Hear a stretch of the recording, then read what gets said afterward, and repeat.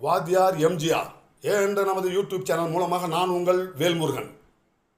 நேற்றைய தினம் 25/4/2025 வெள்ளிக்கிழமை அன்று நடைபெற்ற NLC நெய்வேலி பழுப்பு நிலக்கரி நிறுவனத்தில் நடைபெற்ற தொழிற்சங்கங்களுக்கான அங்கீகார தேர்தலில் அனைத்து இந்திய அண்ணா திராவிட முன்னேற்றக் கழகத்தின் அண்ணா தொழிலாளர் ஊழியர் சங்கம் வெற்றி பெற்றது என்கின்ற நல்ல தகவலை உங்களுடன் பகிர்ந்து கொள்வதிலே மகிழ்ச்சி அடைகின்ற அதே நேரத்தில் வாக்களித்து வெற்றி பெறச் செய்த தொழிலாளர்களுக்கு முதற்கண் நன்றியை தெரிவித்துக் கொள்கின்றோம்.